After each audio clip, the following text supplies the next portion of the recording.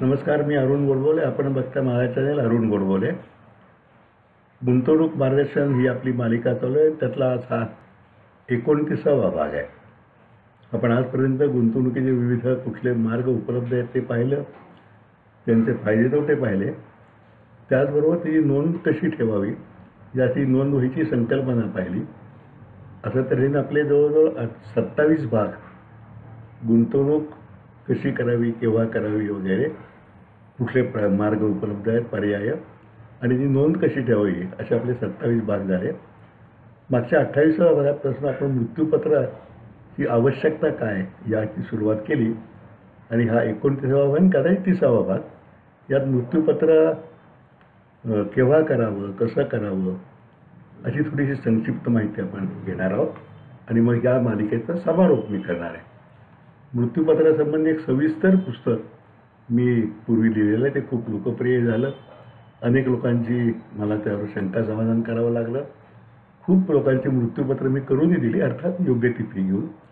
आणि त्या सामान्य माणसांना मृत्यूपत्राची माहिती असणं अतिशय गरजेचं आहे. ते मृत्यूपत्र करणंही गरजेचं आहे. का गरजेचं आहे आपण मागच्या भागात आपण बघितलं. तर पुढची माहिती आपण थोडी संक्षिप्त सुरुवात देऊया. हे पुस्तक माझं आत्ता उपलब्ध नाही आहे. त्या सर्व आवृत्ती संपलेली आहे. ती 160 रुपये किंमत आहे. पण आपल्याला कोणाला पाहिजे असलं तर मी ती झेरॉक्स कॉपी आपल्याला पाठवू शकेन. आपण त्याचे 160 रुपये पाठवल्यास. आता हे आपण मृत्यूपत्र का करावे आपण मागच्या भागात पाहिल्यानंतर मृत्यूपत्र कोण करू शकतो. तर मृत्यूपत्र कुठलाही सक्षम माणूस करू शकतो. सज्ञान आणि सक्षम माणूस, म्हणजे जी बुद्धी स्थिर नाही आहे, म्हणजे स्थिर म्हणजे ज्याला आपण इन्सेन म्हणू, मानसिकदृष्ट्या तंदुरुस्त नाही आहे, तो करू शकत नाही. बाकी कोणताही सज्ञान माणूस मृत्यूपत्र करू शकतो. त्याचबरोबर मृत्यूपत्र केव्हा करावं असेही लोक प्रश्न विचारतात. तर मृत्यूपत्र केव्हाही करावं, शक्यतो लवकर करावं. कारण माणसाच्या आयुष्याचा भरवसा नाही आहे आणि मृत्यू येतो तो अचानकसुद्धा येऊ शकतो. त्यामुळं आपल्या पश्चात आपल्या मालमत्तेचं कसं वाटप व्हावं याकरता मृत्यूपत्र करून ठेवणं अतिशय आवश्यक आहे आणि ते वेळच्या वेळी करावं. सहसा 40-50 नंतर मृत्यूपत्र करावं असं मला वाटतं. अर्थात हा ज्याचा वैयक्तिक प्रश्न आहे.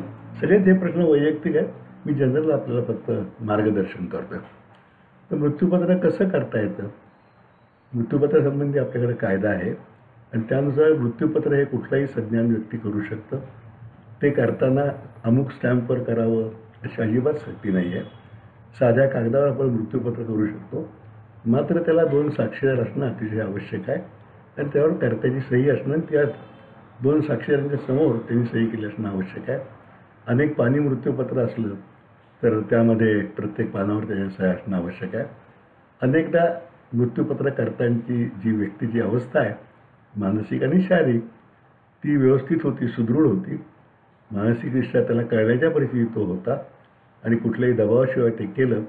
याकरता अनेक वेळा डॉक्टरांचं सर्टिफिकेट त्यावरती घ्यायची पद्धत आहे. अतिशय चांगली पद्धत आहे. कारण त्यामुळं ह्या गोष्टीला सकृत दर्शनी तरी त्या मृत्यूची वैधता सिद्ध होते. मृत्यूपत्र रजिस्टर करावं का असं अजिबात सक्ती नाही आहे. कारण मृत्यूपत्राने कुठलीही प्रॉपर्टी, स्थावर प्रॉपर्टी ताबडतोब ट्रान्सफर होत नाही, म्हणून त्याला रजिस्ट्रेशन सक्तीचं नाही. पण रजिस्टर केलेलं जास्त चांगलं. कारण त्यामुळं मृत्यूपत्र करणारा व्यक्ती स्वतः तिथं हजर होता, कुठल्याही दबावाखाली नव्हता आणि सरकारी रजिस्ट्रारच्या कार्यालयात जाऊन त्यांनी केलं असं सिद्ध होतं. त्यामुळं ते करणं चांगलं. त्याला अमुक स्टॅम्पची काहीही गरज नाही आहे. साध्या कागदावर ते करता येतं. रजिस्ट्रेशनचा खर्च सुद्धा 500-700 रुपये, 1000च्या आसपास येतो. कारण तो किमतीवरती अवलंबून असतो मृत्यूपत्रातल्या मालमत्तेच्या. त्यामुळे असंही करायला आपल्याला विचार करायला हरकत नाही. मृत्यूपत्रामध्ये आपल्या सर्व मालमत्तेचा तपशील, आपले सर्व वारस कोण आहेत त्यांचा तपशील आणि कुठली मालमत्ता कुणाला द्यावी हा सर्व उल्लेख असणं आवश्यक आहे. अनेकदा आपल्याला असं वाटतं की नुसता तपशील म्हणजे तपशीलवार मालमत्ता नमूद करावी. अनेकदा बँकातली खाती आपली बदलली जातात. मृत्यूपत्र केल्यानंतर ठेवी बदलल्या जातात. त्याकरता मृत्यूपत्रात तसं लिहून ठेवायची तरतूद असते.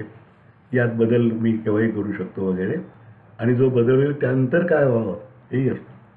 उदाहरणार्थ एखाद्या माणसाने समजा अमुक एका बँकेमध्ये 10 लाख रुपये डिपॉझिट आहे, तो असं लिहू शकतो की या बँकेत डिपॉझिट आहे, पुढे मी कदाचित बदलीन, पण जेव्हा माझी बँकेत कुठलेही डिपॉझिट असतील ती कुणाला मिळावी. किंवा 2 वारसांना द्यायची असली तर दोघांना काय प्रमाणात मिळेल असाही तो उल्लेख त्यामध्ये करता येतो. त्याचबरोबर मालमत्तेचा तपशील देणं गरजेचं आहे. विशेषतः स्थावर मालमत्तेबाबतीत माझी अमुक साताराची प्रॉपर्टी जी असते ते सातारामध्ये 2 प्रॉपर्टी असू शकतात. कुठली प्रॉपर्टी किंवा सर्वे नंबर किंवा घर नंबर शक्य झाल्यास थोडं वर्णन हे दिलं तर निश्चितपणे त्याला येऊ शकतो. कारण मृत्यूपत्रामध्ये कुठलाही ॲम्बिग्युटी ज्याला म्हणतो गोंधळ नसावा, सुस्पष्टते असावं असं तऱ्हेची अपेक्षा आहे. आणि मृत्यूपत्र करणं तसं फार अवघड नाही. मात्र ते चांगल्या वकिलाकडनं करून घेणं इष्ट. दिवाणी वकील अनेक सिव्हिल वकील काम करतात. ते खूपदा स्टॅम्प वेंडर हुशार तेही काम करतात. अर्थात ते कुणाकडनं करावं आहे किंवा तुम्ही स्वतः कालातसुद्धा लिहू शकता आणि ते सगळी काळजी घेऊन दिलं ते सुद्धा वाईट ठरू शकतं. असं काही सक्ती नाही आहे की ते वकिलाकडनं दाद करून घ्यावं म्हणून. आणि अनेक वकील म्हणजे मी हे पुस्तकानंतर खूप लोकांनी शंका तर विचारल्या. काही लोकांच्या अगदी लांब लांबच्या म्हणजे चिपळूण असेल, रत्नागिरी असेल, मुंबई असेल असे लोक माझ्याकडे सातारला आले आणि त्यांची मृत्यूपत्र मी करून दिली. अर्थात योग्य ती फी घेऊन दिली. तर आपण करू शकता ते. आणि दुसरी गोष्ट अशी की अनेकदा मृत्यूपत्र लिहिल्यानंतर आपली परिस्थिती बदलते. एखादा वारस आपल्याशी नीट वागत असेल तो नंतर चांगला वागत नाही. तर मृत्यूपत्राच्या बाबतीत असं आहे की तुम्ही मृत्यूपत्र केव्हाही बदलू शकता. जुनं मृत्यूपत्र करून नवीन मृत्यूपत्र करू शकता आणि त्याला किती वेळा करू शकता याचंही बंधन नाही आहे. म्हणजे याला इलॅस्टिसिटी म्हणतो आपण की लवचिकता त्यामध्ये आहे. असं म्हणतात की a man can do a will make a will every day. रोज नवीन विल तो करू शकतो. जे नवीन विल असेल ते ग्राह्य झालं तर मागचं विल रद्द केलं जातं. अर्थात हा सुस्पष्ट उल्लेख त्या पुढच्या विलमध्ये करावा लागतो. अनेकदा मृत्यूपत्रात काही दुरुस्ती करावी लागली किंवा काही ॲड करायचं झालं तर ते सुद्धा नवीन मृत्यूपत्र न करता किंवा ज्याला पुरवणीपत्र म्हणून सुद्धा करता येतं, ज्याला इंग्लिशमध्ये कोडिसील असं म्हणतात, या मार्गाने सुद्धा ते करता येतं. आणि मी म्हणलं तसं की जर पहिलं मृत्यूपत्र रजिस्टर केलं असलं तर दुसरं मृत्यूपत्र किंवा त्याचं दुरुस्तीपत्र हे सुद्धा शक्यतो रजिस्टर करावं असं सांगितलं जातं. मृत्यूपत्राचा अर्थ कसा लावतात? कारण आपल्या मृत्यू पश्चात त्याचा अर्थ लावतात. तर त्यामागं असं एक वचन आहे की मृत्यूपत्राचा अर्थ लावताना one has to imagine in the armchair of the deceased. म्हणजे त्या लिहिताना व्यक्तीच्या मनात काय इच्छा असेल, म्हणजे कोर्टात समजा उद्याला केस तर हा विचार करून त्याला निर्णय द्यायचा असतो. याशिवाय म्हणजे थोडक्यात कसं की आपण मृत्यूपत्र करताना पूर्ण विचार करून सर्व माहिती व्यवस्था गोळा करून तयारी करून काही राहत नाही ना हे बघून मग मृत्यूपत्र करावं. शिवाय मृत्यूपत्र केल्यानंतर त्याच्या समजा रजिस्टर केलं तर तिथे सुरक्षित असतं. पण ते जर केलं नसलं रजिस्टर नसेल तर त्याच्यात 2-3 झेरॉक्स प्रती काढाव्यात, त्यावर सह्या कराव्यात आणि त्या आपल्या विश्वासू मित्राकडे किंवा कोणाकडेही द्याव्यात. म्हणजे जर समजा मृत्यू झाला तुमचा आणि तुम्ही मृत्यूपत्र केले पण ते सापडलंच नाही तर त्याचा काय उपयोग नाही ना. हिंदी सिनेमा आपण बघितलं असेल की मग त्यांचा तो मेल्या माणसाचा वकील येतो, सगळ्या वारसांना गोळा करून सांगतो अभी मैं आपके पिताजी की वसीयत पढ़ने जा रहा हूँ असं तसं असतं ते. त्यामुळे मृत्यूपत्राच्या कॉपीज काढून ठेवाव्यात हे इष्ट असतं. म्हणजे ते मिळालं नाही तर काय केल्याचा उपयोगच होणार नाही ना. तर असा एक त्यातला महत्त्वाचा भाग आहे. नंतर आणखीन एक भाग असा की मृत्यूपत्र केलं म्हणजे सगळे आपल्यानंतर वादविवाद संपले का? नाही. ते वादविवाद करू शकणारी माणसं करू शकतातच. असलं तरी करू शकतात, नसलं तरी करतीलच. पण अशा वेळेला ते कोर्टात ते मृत्यूपत्र सिद्ध करून घ्यावं लागतं. ज्याला कोर्टानं सक्सेशन सर्टिफिकेट म्हणतो किंवा प्रोबेट म्हणतो, हे वेगवेगळे नियम आहेत. कोर्टात जाऊन ते सिद्ध करून घ्यावं लागतं.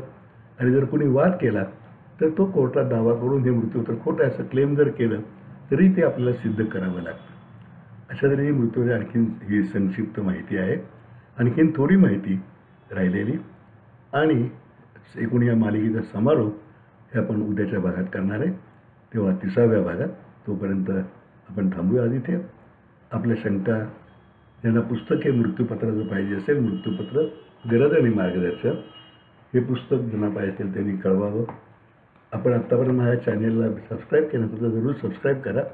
आणि मृत्यूपत्रासंबंधी ही मी या 2 भागात संक्षिप्त माहिती सांगतो आहे. पण अगदी सविस्तरपणे हे जे पुस्तक आहे त्यातली सविस्तर माहिती करणारे मृत्यूपत्र, गरज आणि मार्गदर्शन अशी जवळजवळ 9 भागांची मालिका माझ्या अरुण गोडबोले या यूट्यूब चॅनेलवरती उपलब्ध आहे. आपण जरूर तिचा लाभ घ्यावा. ते निःशुल्क आहे. जे मी मृत्यूपत्र सल्ला देण्याची फी घेईन किंवा करण्याची घेईन, पण ही मालिका जी आहे ती निःशुल्क आहे. जसं आत्ता या चॅनेलला आपण हा भाग निःशुल्क बघताय तसं तर आपण जिज्ञासूने जरूर ते भाग अवश्य पाहावेत. आणि म्हटल्याप्रमाणे मृत्यूपत्र असणं ही अतिशय आवश्यक आजच्या धावपळीच्या जीवनात गोष्ट झालेली आहे. तेव्हा आज इथेच आपण थांबूया. उद्या ह्यासंबंधी काही संकीर्ण माहिती आणि ह्या मालिकेचा समारोप पुढच्या म्हणजे 30व्या भागात आपण करू. तोपर्यंत नमस्कार.